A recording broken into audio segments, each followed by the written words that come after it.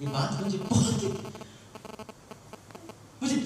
मुझे इमोशनल अंदाज में मेरे जज्बात को ऐसा जगाई ये बात ने कि कहा करते थे कि एक तो बचपन का होता है और एक दूसरा बचपन होता है जो बुढ़ापे का होता है।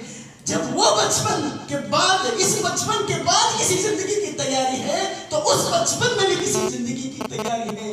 कुरान कहता है कुंतुम अमवातन फअहयाकुम सुम्मा युमीतुकुम सुम्मा युहयीकुम। तुम मुर्दा थे, मैंने तुम्हें एक जिंदगी अता की, फिर से मौत देकर के फिर एक जिंदगी दूंगा। तो ये बच्चा जो बचपन में अपनी जिंदगी की तैयारी कर रहा था, तो अब ये जो दूसरा बचपन है ये फिर अगली जिंदगी की तैयारी है। उस तैयारी में तुम क्या मदद कर रहे हो? बस बुजुर्गों को रस्मों में, बुजुर्गों को रिवाजों में, बुजुर्गों की ख्वाहिशात में, बुजुर्गों को खाने में। 60 साल के हो गए अभी नमक मिर्ची याद आता है, 70 साल के हो गए अभी बुरखा याद आ रहा है। उनका तो बचपन है, उन्हें समझ नहीं आ रहा है। वो कन्नड़ में कहावत है अरवत तक अरुमुरु है, वो बच्चा नहीं समझ पाता। उसके बावजूद उसकी माँ ने, उसके चाचा ने, उसके बाप ने, सबने मिलकर के उस पर जुल्म न करते हुए उसकी तरबियत करते हुए उन तरबियत के जरिए से उस बच्चे को जिस मुकाम तक पहुंचाया।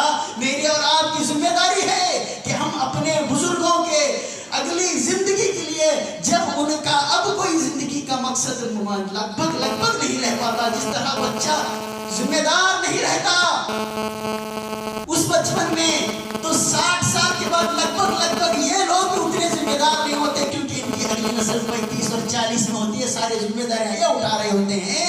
तो अब इनकी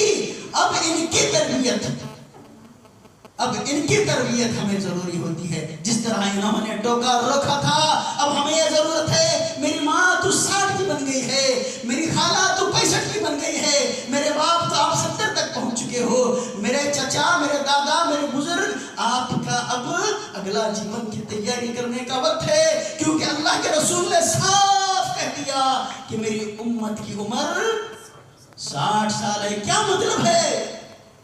50 और 55 के बाद लग जाओ अगली जिम्मेदारी में। जिस तरह वो बच्चा कहता है मेरी नीट की एग्जाम है, शादी नहीं आऊंगा, मेरा 10th का एग्जाम है, मैं फंक्शन पे नहीं आऊंगा, आपके रमजान के रोजों की दावत में तक वो नहीं आता, घर में खजूर खोल के कहता है मेरी तैयारी है। तो मेरी माँ और बहनें, वो जो लोग 65 और 63 के बाद पहुंच चुके हैं, कह दो कि 35 वालों तुम शादियां कर लो।